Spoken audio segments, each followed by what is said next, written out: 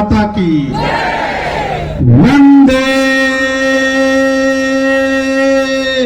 मातरम। छत्रपती शिवाजी महाराजांचं वंदन करतो। महामानव डॉक्टर बाबासाहेब आंबेडकर यांचं अभिवादन करतो। आजच्या या संकल्प सभेत मंचावर उपस्थित आमचे भारतीय जनता पक्षाचे जिल्हा अध्यक्ष दिलीपजी जैन, आरपीआयचे जिल्हा अध्यक्ष देवेंद्र शेलेकरजी, मंचावर उपस्थित पूर्व अध्यक्ष रविजी व्यास, पूर्व अध्यक्ष किशोर शर्माजी, मंचावर उपस्थित माजी महापौर डिंपल मेहताजी, माजी महापौर ज्योत्सना हसनालजी, माजी महापौर निर्मला सावलेजी, माजी उपमहापौर हसमुख गेहलोतजी, माजी उपमहापौर चंद्रकांत बैतीजी, सर्व पक्षाचे महामंत्री, सर्व ज्येष्ठ पदाधिकारी, समोर उपस्थित सर्व पत्रकार बंधू, सर्व माजी नगरसेवक, सर्व या विविध भागातून आलेले आपले शहराचे नागरिक, आपण सर्वांचं या संकल्प सभेमध्ये आम्ही स्वागत करत आहे। आणि आजची सभा ही महत्त्वाची आहे आणि अनेक संकल्प आम्ही ह्या सभेसाठी घेतलेले आहेत। आज आपल्या माध्यमातून जनतेपर्यंत येणारा मीरा भाईंदर कसं असेल, 5 वर्षात भारतीय जनता पक्ष कुठल्या प्रकारे या शहराला विकसित करतील यासाठी ह्या सभेचं आयोजन केलं। आणि त्याचबरोबर आपण सर्वांना माहीत आहे की 15 जानेवारीला निवडणुका होणार आहे आणि ज्यावेळी निवडणुका लागतात त्यावेळी लोकांपर्यंत आपले विचार, आपला अजेंडा, आपलं मॅनिफेस्टो, आपला संकल्प हे घेऊन जाणं गरजेचं आहे। तर ते प्रचाराचा माध्यम म्हणून घेऊन जाता येतो। आज आपण सर्वांना साक्षी मानून आम्ही आज संकल्प सभेचं आयोजन केलं आणि श्रीफळ वधारून सगळ्यांची सुरुवात केली। मैं यहाँ पे उपस्थित सभी का धन्यवाद देता हूं कि पिछले साल विधानसभा के चुनाव में आप सब ने भारतीय जनता पार्टी को इतनी बड़ी ताकत के साथ बहुमत दिया और मुझे फिर एक बार इस शहर की सेवा करने का मौका दिया, इसलिए आप सबका धन्यवाद करता हूं। जब जब पद मिला है तब तब जवाबदारियां बढ़ी है। मीरा भाईंदर शहर हम सब ने बदलते देखा है और ये बदलने के लिए देश के प्रधानमंत्री नरेंद्र मोदी जी, महाराष्ट्र के मुख्यमंत्री देवेंद्र फडणवीस जी, इन्होंने मीरा भाईंदर को अपना समझा। हम जब जब मीरा भाईंदर के प्रस्ताव लेकर गए उन्होंने हमेशा हाँ भरी, कभी भी ना नहीं कहा। आज मीरा भाईंदर के अंदर मैं पिछले विकास की बात करूं तो मैं किस किस चीजों को गिनाऊं, कोर्ट हो, पुलिस कमिश्नर ऑफिस हो, रजिस्ट्रार हो, तहसील ऑफिस हो, इंफ्रा हो, मेट्रो हो, सूर्य प्रकल्प हो, भाईंदर वेस्ट में पंडित भीमसेन जोशी रघुनालय हो, कंक्रीट रोड हो, अनगिनत काम, अनगिनत। मैं फिर हाईवे की बात करूं तो हाईवे को 6 लेन करना, वसई खाड़ी के ऊपर नए ब्रिज का निर्माण करना, उत्तन से लेके भाईंदर तक सीमेंट रोड का निर्माण करना, ऐसे अनगिनत काम हमने उस समय किए।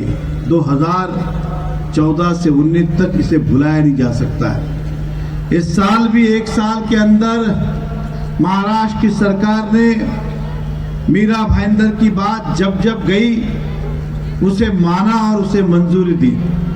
उदाहरण के तौर पर कोस्टल रोड ये बनाना तो बहुत पहले से नक्की था, लेकिन प्रत्यक्ष रूप से ये सरकार ने आने के बाद वर्क ऑर्डर दिए, सारे परमिशन दिए और ये कोस्टल रोड की हमने शुरुआत की।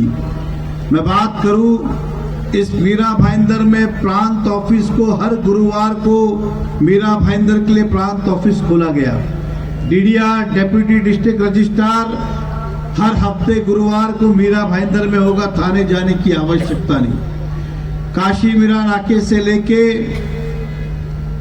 भाईंदर फ्लाईओवर तक सीमेंट रोड को मंजूरी दी।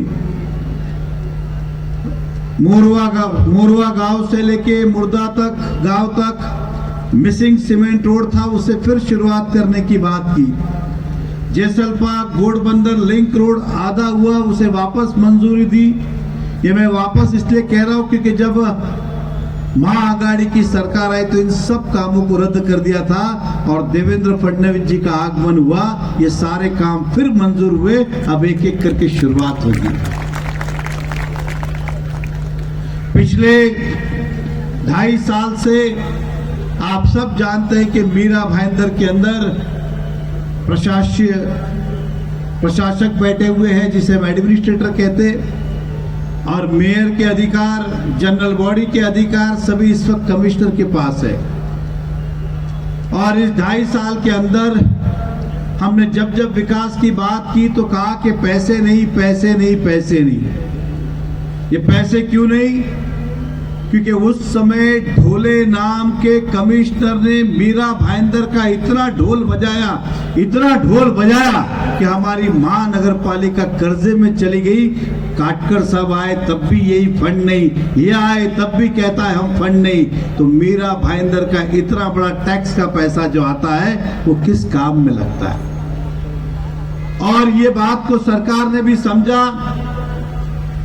महाराष्ट्र के मुख्यमंत्री देवेंद्र फडणवीस जी ने कहा कि ऐसे अधिकारियों की इंक्वायरी होनी चाहिए और एंटी करप्शन के माध्यम से उनकी इंक्वायरी लगाई गई। और जब इंक्वायरी होगी तो दूध का दूध, पानी का पानी होगा। लेकिन दुख इस बात का है कि हमारे यहाँ के दूसरे विधायक कहते हैं कि ये इंक्वायरी गलत है। अरे हम भ्रष्टाचार की उसकी इंक्वायरी कर रहे हैं, आपको क्यों मिर्ची लग रही है? इंक्वायरी उनकी हो रही है, लेटर आप दे रहे हो कि इंक्वायरी गलत है, ये इंक्वायरी नहीं होनी चाहिए। ये हमारे समझ में नहीं आया। ये जनता को जानना जरूरी है। तो ये प्रश्न चिन्ह निर्माण होता है, क्या ढोले ने जो ढोल बजाया इस मीरा भाईंदर की जनता का, क्या उसके पीछे आप थे? क्या आपका समर्थन था? ये प्रश्न चिन्ह निर्माण होते हैं। और ये जनता ये सवाल पूछेगी एक दिन कि मीरा भाईंदर इतने कर्जे में कैसे गया। एडमिनिस्ट्रेटर के राज के अंदर पेंशन के पैसे वापरे गए, सारे फिक्स्ड डिपॉजिट तोड़े गए, इल्लीगल तरीके से परमिशन दी गई और आज जनता भुगत रही है। लेकिन आपको विश्वास दिलाते कि हमें विश्वास है आप सबके आशीर्वाद से फिर एक बार मीरा भाईंदर में भारतीय जनता पार्टी का झंडा लहराएगा और इन सब की इंक्वायरी की जाएगी।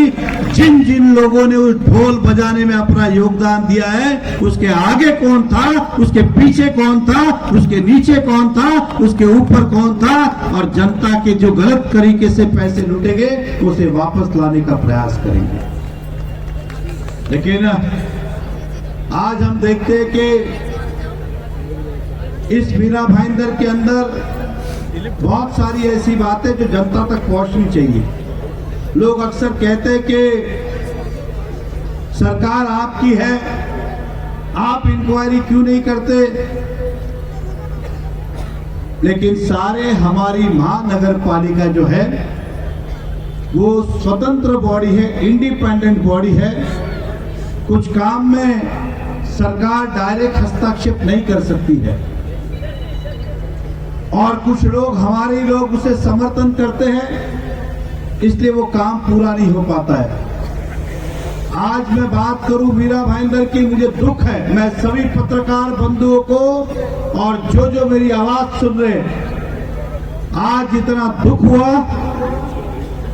पूरा का पूरा शिवाड़ गार्डन जो कि आपके टैक्स के पैसे से बनी हुई प्रॉपर्टी है, ये एक्चुअल में 2 रुपए एंट्री लेके गार्डन बनाना था, लेकिन आज शादियों का झंझाट लगा हुआ है वहां पे। और हाल ही में 1 महीने पहले हमारे कमिश्नर साहब ने 30 साल के लिए फिर एक बार बेच दिया उसको। क्या जरूरत थी इतना बड़ा निर्णय लेने की, जिसके लिए हम पिछले 15 साल में कोर्ट में लड़ाई लड़ रहे। आपने कहा कि हम अंडरस्टैंडिंग कर लेते, आपने अंडरस्टैंडिंग की। कमिश्नर साहब के ऊपर भी आरोप है और जो चला रहे उनके ऊपर भी आरोप है। इस जगह पे टाउन पार्क होना चाहिए था, वहां आपने शादी का बैंक्वेट हॉल बना दिया, रेस्टोरेंट बना दिया, 31st की पार्टियां कर रहे हो और ऊपर से नेतागिरी। ये प्रश्न का जवाब देना होगा। ये बात महाराष्ट्र के मुख्यमंत्री से हमने कही, ये तो एग्रीमेंट करने जा रहे थे और महाराष्ट्र के मुख्यमंत्री ने इसकी गंभीरता ली और तुरंत उसे स्टे ऑर्डर दिया गया कि इसके ऊपर कार्रवाई नहीं करेंगे। इस प्रकार के दबाव में इनसे काम कराया जा रहा था। इस बात को हम भूल नहीं सकते। हम जल्दी आपके सामने लेके आएंगे। जो लोग विकास की बात करते हैं, 80 करोड़ रुपए की जमीन, 80 करोड़ की जमीन शिक्षण के नाम पे मात्र आपने 4 करोड़ में ले ली। शिक्षण के नाम पे आपने मात्र 4 करोड़ में ली। 76 करोड़ रुपया ये जनता का था और स्टैंप ड्यूटी आपको 80 करोड़ रुपए भरनी थी, आपने मात्र 4 करोड़ में भरी है। इसका भी हिसाब समय आने पे आपको देना होगा। एक तरफ हम करोड़ों रुपए देके जमीन एक्वायर करते सुख सुविधाओं के लिए, दूसरी तरफ आप अपने पदों का दुरुपयोग करके शिक्षण के नाम पे, अपने ही ऑफिस के एड्रेस पे, अपने ही संस्था के नाम पे 80 करोड़ की जमीन मात्र 4 करोड़ में आपने ली। इस बात का हिसाब भी आपको देना पड़ेगा। इतनी आसानी से हम छोड़ने वालों में से नहीं है। ऐसे अनगिनत काम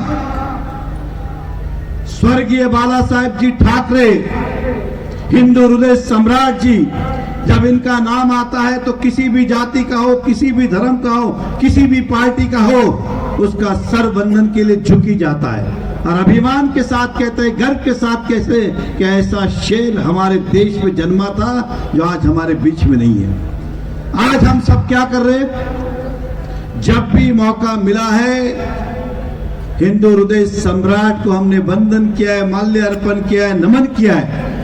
आज वीरा भाईंदर का सबसे बड़ा भ्रष्टाचार का कोई उदाहरण होगा तो वो है स्वर्गीय बाला साहेब ठाकरे कला दालन।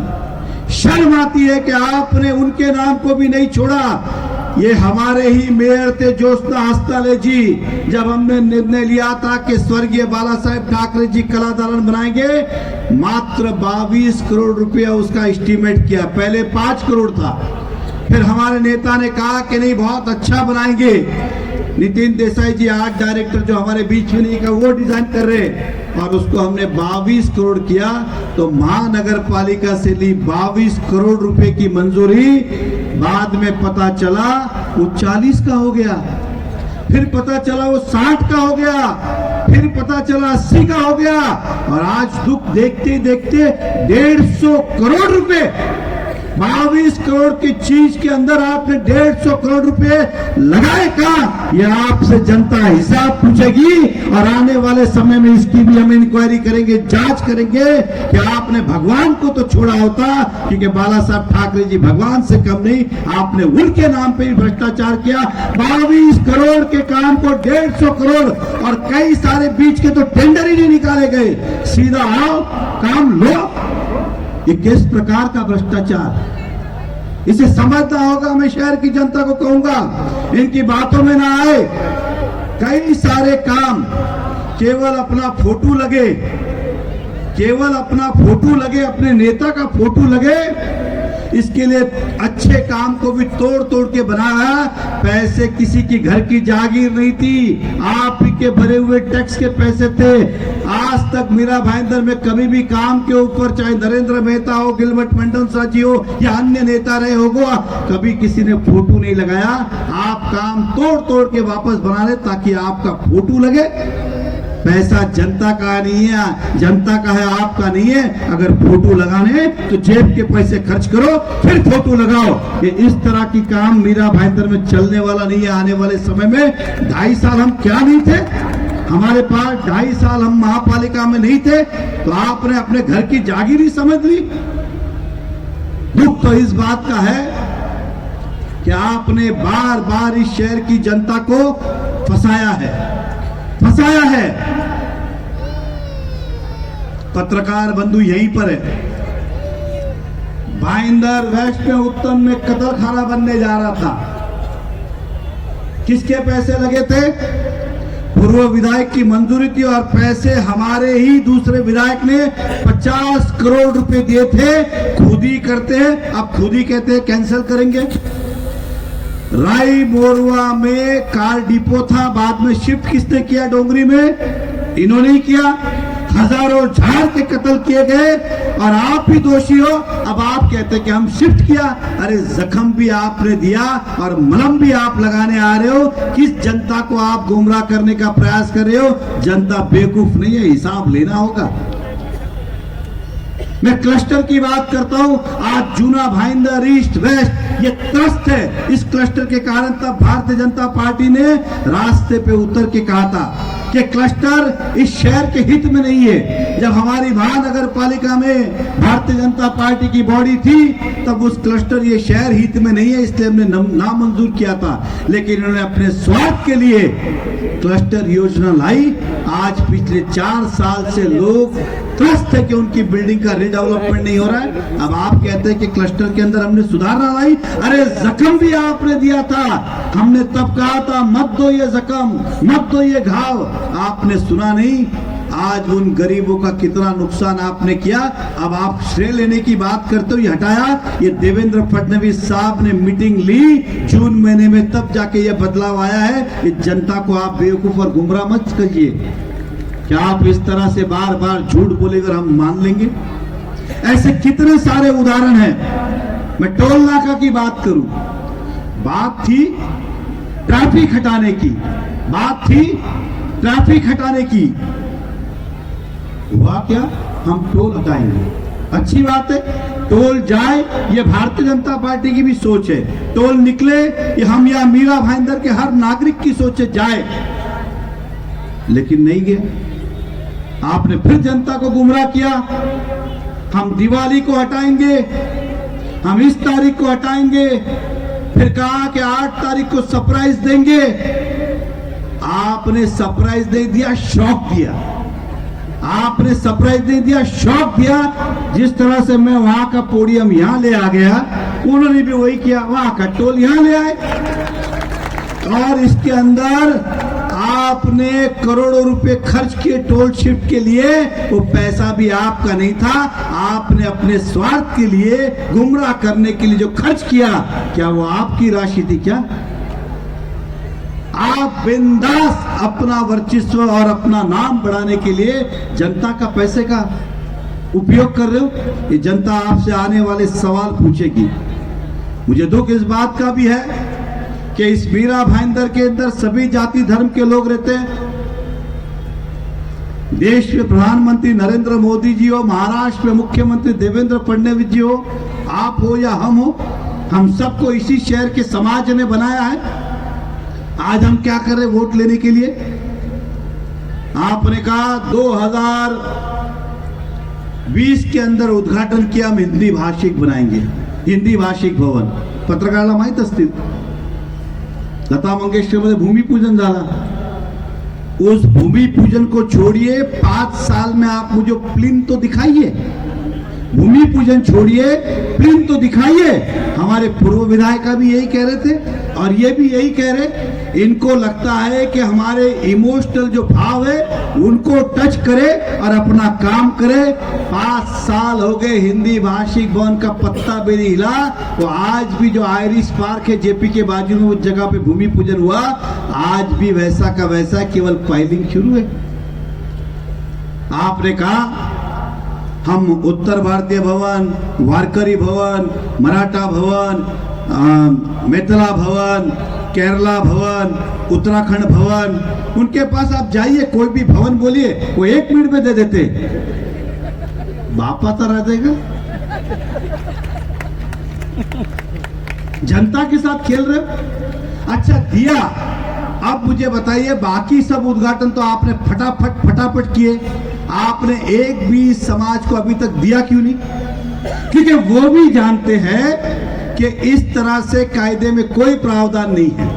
मेरे पास तो लेटर है, उस समय जब महावीर भवन बना तब भी म्युनिसिपैलिटी ने लेटर दिया था कि ये वास्तु महानगर पालिका के सार्वजनिक यूज के लिए है, सभी जाति धर्म के लिए खुली रहेगी और इसको अगर देना है तो चलाने की टेंडर प्रक्रिया होगी।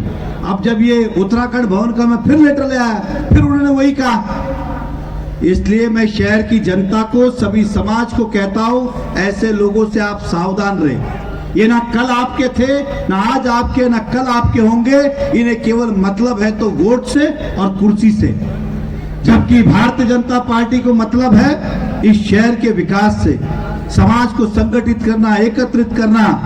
ये हमने काम किया, लेकिन आपने भवन के नाम पे समाज को गुमराह किया है। मैं सभी शहरवासियों से कहना चाहता हूं, मुझे केवल इतना बनाइए, इस देश में मीरा भाईंदर छोड़ दीजिए, थाना में उनकी महापालिका है, मुंबई है, ये मीरा भाईंदर के टैक्स के पैसे से अगर एक आधा हॉल बनता है तो हम कैसे कह सकते हैं कि इसके अंदर पर्टिकुलर गुजराती ही जाएगा या पर्टिकुलर मुस्लिम व्यक्ति ही जाएगा या पर्टिकुलर खाली कैथलिक ही जाएगा या केवल इसके अंदर मराठा मानुस ही जाएगा? हो सकता है क्या?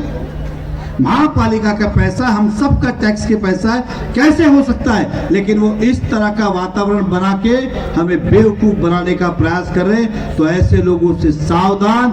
अगर देना होता तो अब तक दे के चले जाते, एक को भी दिया नहीं, केवल नारियल फोड़ा, वोट लिया। यही पूर्व विधायक ने किया था, यही किया था। हमने ठोक ठोक के कहा था, तब भी कहा था कि इस तरह का नगर पालिका में कोई प्रावधान नहीं है, लेकिन ये हमें गुमराह कर रहे और ऐसे लोगों से हमें सावधान रहना चाहिए। इतना ही मैं कहूंगा। मैं उनसे पूछना चाहता हूं, आज से 5 साल पहले, करीबन 5 नहीं 3.5 साल पहले आपने एक 300 बेड का हॉस्पिटल का भूमि पूजन किया था। आपने एक हॉस्पिटल के रिजर्वेशन की जमीन सनटेक नाम के बिल्डर को बेची और कहा कि 300 बेड का हॉस्पिटल बनाएगा।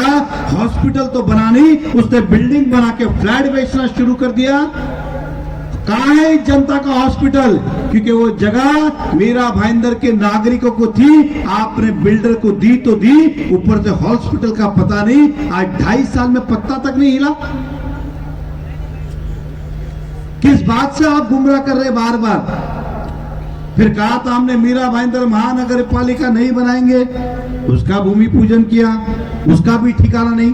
और तो और अब भाईंदर वेस्ट में पत्रकारांना विशेष सांगायचंय, CRZ 1A मध्ये जिधर भरनी करने का परमिशन नहीं है, ये वहां पे डिपो बनाने जा रहे हैं। जहां भरनी का परमिशन नहीं है वहां डिपो बनाने जा रहे। आप भी यहाँ हैं और मैं भी यहाँ हूं। लगा लो शर्त कि 2.5 साल के बाद हम फिर मिलेंगे, या तो आप चुनाव नहीं लड़ेंगे या मैं नहीं लड़ूंगा। हिम्मत है तो लगाओ शर्त। किसको बेवकूफ बना निकले? नारियल फोड़ फोड़ के जाते हो। ना सनटेक हॉस्पिटल बन रहा है, ना वो बिल्डिंग बन रही है, ना ये बन रहा है। ऐसे लोगों से सावधान रहना जरूरी है, आपसे मैं कहूंगा। इस मीरा भाईंदर में अपना नाम लगे, अपनी बेटी स्कूल रिजर्वेशन के अंदर पार्क बना दिया ताकि प्लेट लगे।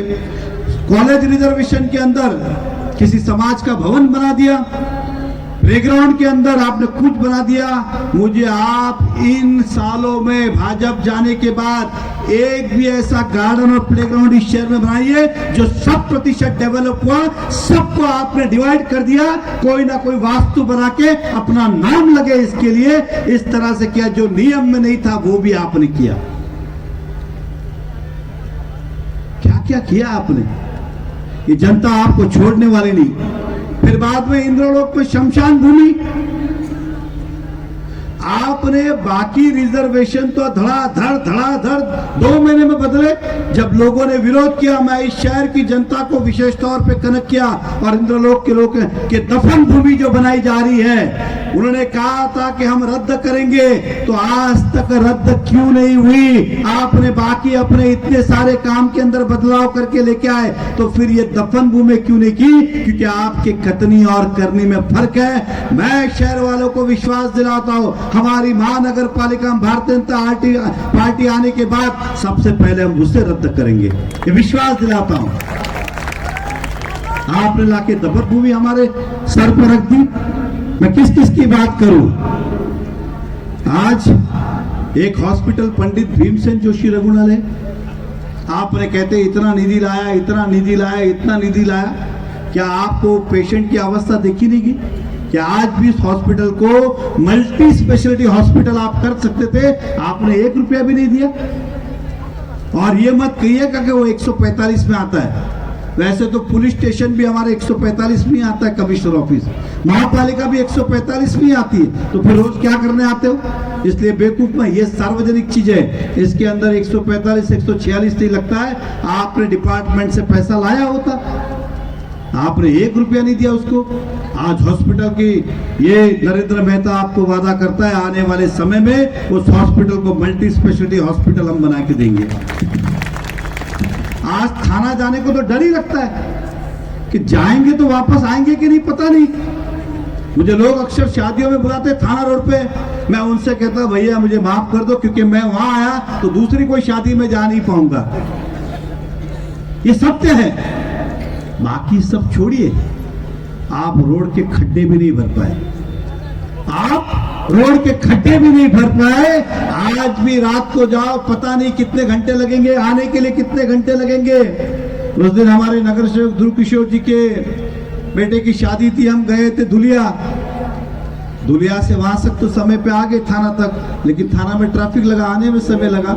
आप करते ना, ये वादा करता हूं, ये बॉडी आने के बाद तुरंत उस रोड का विस्तार किया जाएगा और उसे पूरा करके उस रोड को चौड़ा करेंगे, ऐसा विश्वास दिलाता हूं। अब वो कहेंगे हमने काम की तो बहुत पहले शुरुआत की, मानता हूं, लेकिन वो तो कांग्रेस भी कहते आ रही है कि इंटरनेशनल एयरपोर्ट 91 में हमने ही सोचा था, कोस्टल रोड तो हमने 95 में हमने ही सोचा था, आज से 30 साल पहले। अरे आप कहते हो, करते कहाँ हो? फिर किसी ने पूछा रोड के खड्डे, तो ये पत्रकार विटनेस है, उन्होंने कहा था खड्डों वड्डों की चिंता मत करो, मैं दिवाली को पॉट टैक्सी चालू कर रहा हूं। मतलब नीचे की गाड़ियां छोड़ो, ये पत्रकार विटनेस है, खरा है क्या ना बाबा? सही बोला आप लोग, जनता सुन रही है। बोला हम हवे में टैक्सियां चालू करेंगे, इधर रोड का तो ठिकाना नहीं, हवे में। मैं कभी कभी सोचता हूँ इंडिया में कौन सी जगह शुरू हुई कि भाईंदर में शुरू इतने जल्दी हो रहा है पॉट टैक्सी। ये बच्चों वाला खेल नहीं है क्या? ये अब ये तो ऐसे बात होगी कि बारिश नहीं है, कोई बात नहीं, ऊपर आसमान में पानी है, मैं अगले साल डायरेक्ट पाइपलाइन डालता हूँ, सीधा पानी भाईंदर में ही गिरेगा, समुद्र में जाएगा ही नहीं। ये बोल सकते हैं, ये कुछ भी बोल सकते हैं, क्योंकि इनको करना नहीं है। जिसको करना नहीं है उसको बोलने में क्या लगता है? मुझे पूछना है वो पॉट टैक्सी कहाँ है, मैं देखना चाहता हूँ कैसे।